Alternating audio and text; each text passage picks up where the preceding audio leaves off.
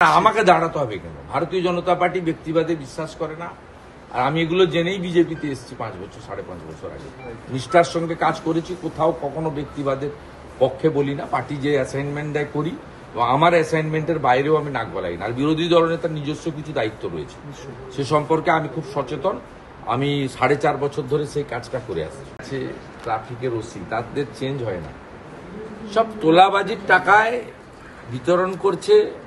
যাদের দিচ্ছে তারা ছবি তুলে এলওপি কে পাঠাচ্ছে, এলওপি এক্সপোজ করছে। আমার কাজ এটা। এটা এসিপি বলছে দিদি দিচ্ছে, এটা বলে দেবেন। এটা বলতে পারেন নাকি? উনি উনার রোজগারের টাকায়, বেতনের টাকায় দুর্গাপূজা আসছে। পশ্চিমবাংলায় তো চাকরি নেই, বাকরি নেই। একটা 250-300 টাকার কাপড়, একটা 400 টাকার তারপলিন, একটা 200 টাকার কম্বল, একটা 150 টাকার মশারির জন্য হুড়োহুড়ি করে লোক নেওয়ার জন্য। মানে এখানকার অর্থনৈতিক অবস্থা পুলিশ ওয়েলফেয়ার বোর্ডের না, ওয়েলফেয়ার বোর্ড তোর মালুনগুলি। উনি ACP Kalighat, as well as Kalighat থানার আইসি। তিনি মুখ্যমন্ত্রীর সবচেয়ে ঘনিষ্ঠ, সবাই জানেন। তিনি সিভিল ড্রেসে থাকুন, যাই থাকুন, তোলাবাজির টাকায় কাপড় বিতরণ করছেন ভবানীপুরে। মূলত হিন্দু এলাকায় গিয়ে গিয়ে বলছে দিদি দিয়েছেন, এটা ওনার পাশ থেকে কেউ একটা বলছে দিদি দিয়েছে, এটা ইয়াদ রাখনা। সম্ভবত ওরা হিন্দিভাষী লোকজন ছিল। ইয়াদ রাখনা মানে এটা মনে রাখবে, মানে 6 মাস পরে মুখ্যমন্ত্রীর ভোট আছে। তো পরিষ্কার, তো আর মানে চাপাদার কিছু নেই। দাদা আপনি বললেন যে নন্দীগ্রামে রিপিট হবে ভবানীপুরে। হ্যাঁ, আপনি কি তাহলে এবার ভবানীপুরে না, আমাকে দাঁড়াতে হবে কেন? ভারতীয় জনতা পার্টি ব্যক্তিবাদে বিশ্বাস করে না। আর আমি এগুলো জেনেই বিজেপিতে এসেছি 5 বছর 5.5 বছর আগে। নিষ্ঠার সঙ্গে কাজ করেছি, কোথাও কখনো ব্যক্তিবাদের পক্ষে বলি না। পার্টি যে অ্যাসাইনমেন্ট দেয় করি, এবং আমার অ্যাসাইনমেন্টের বাইরেও আমি নাক গলাই না। আর বিরোধী দলনেতার নিজস্ব কিছু দায়িত্ব রয়েছে, সে সম্পর্কে আমি খুব সচেতন। আমি 4.5 বছর ধরে সেই কাজটা করে আসছি। আমার দায়িত্ব সম্পর্কে মুখ্যমন্ত্রী সবার হতে পারেননি, কিন্তু বিরোধী দলনেতা সামান্য ক্ষমতা, তার মধ্য দিয়েও আমি চেষ্টা করি। I raise my voice. Social media platform বলুন, electronics media mainstream media platform বলুন, ইনসাইড দ্য অ্যাসেম্বলি বলুন, আউটসাইড দ্য অ্যাসেম্বলি বলুন, যে কোনো ডিজিজ ভিকটিমের বাড়িতে যাওয়া বলুন। আই এম ওয়ার্কিং, আমি মনে করি আমার লিমিটেশনের মধ্যে আই এম ওয়ার্কিং সিনসিয়ারলি। এটা আমার কাজ, আমি এটা করেও যাবো যতক্ষণ আমি so long I am holding this post. কিন্তু বিষয়টা হচ্ছে যে ভবানীপুর সিটটা তো বিজেপির সিট। বিজেপি যখন 18% ভোট পাচ্ছে, মাত্র 2টো এমপি জিতছে, তখন বিজেপি ভবানীপুর থেকে তথাগতরাই লিড নিচ্ছেন 2014 সালে। এবং 2019 সালে যখন বিজেপি 18টা সিটে জিতছে, তখনও ভবানীপুর থেকে মাত্র 2000-2500 ডিফারেন্স।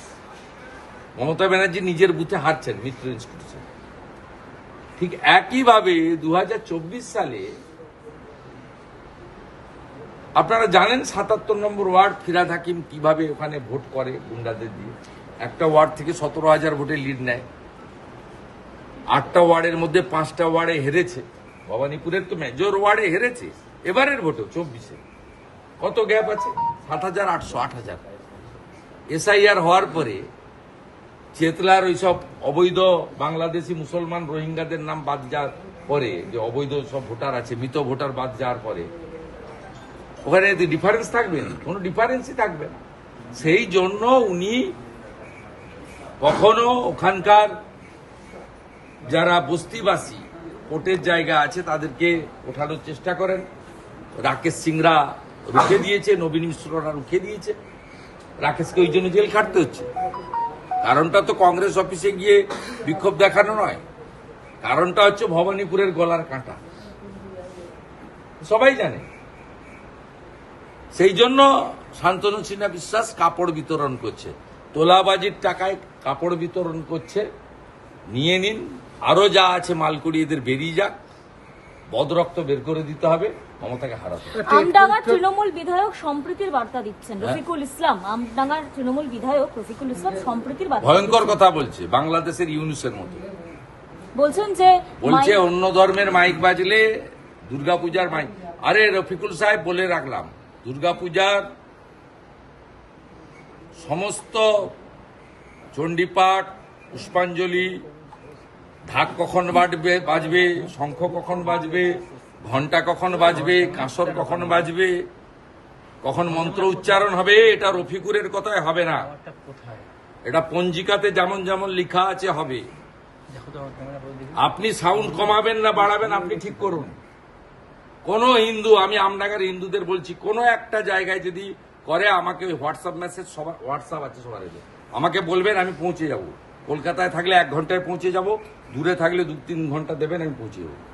আমি গতবারে গার্ডেন রিচে পৌঁছেছি, একই কাজ করেছিল। গার্ডেন রিচে বলেছিল আমাদের এলাকা মাইক খোলো, গায়ত্রী হবে না, চণ্ডী হবে না, মন্ত্রপাঠ হবে না।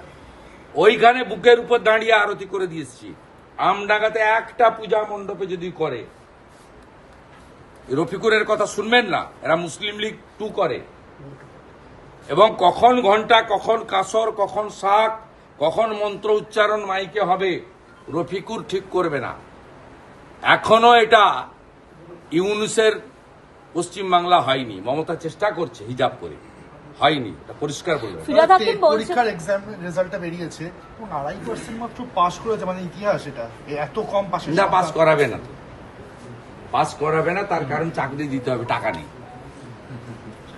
কলকাতা ভ্যানিস হয়ে গেছে, লন্ডন থেকে আরো এগিয়ে গেছে। দাদা এখানেই লাস্ট কিন্তু আপনি ভাবতে পারেন, এটা মুখ্যমন্ত্রী, কালকে 11টা লোক মারা গেছে, আর কালকে গতকাল লাঠি খেলছে।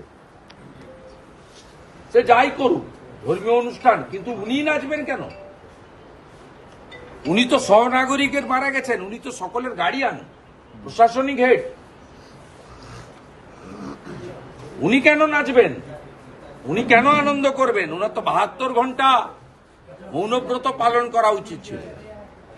এবং পুজোর উদ্বোধনে গেল প্রদীপ জ্বালিয়ে চলে আসা উচিত। নাচ গান, কোথাও মদন মিত্রর সঙ্গে নাচছে, কোথায় এর সঙ্গে নাচছে। তো তারক সিং বলছেন মানুষকে আরো সচেতন হওয়া উচিত। তারক সিং বলছেন যে মানুষকে আরো সচেতন হওয়া উচিত, মানুষ মানে জলের মধ্যে বেরোবেন না, জলের মধ্যে সচেতন বেরিয়ে হন। বিদ্যুৎস্পৃষ্ট হয়, অপরাধ করেছে। আর আইএমডি যখন অরেঞ্জ ওয়ার্নিং দিয়েছিল, আপনারা যে জানাননি, মানুষ জলের মধ্যে বেরিয়ে যদি অপরাধ করে থাকে, আপনারা তার চরমতম অপরাধ করেছেন, মানুষকে সতর্ক করেননি। কোথায় আপনার মনোজ বারবার পুলিশ?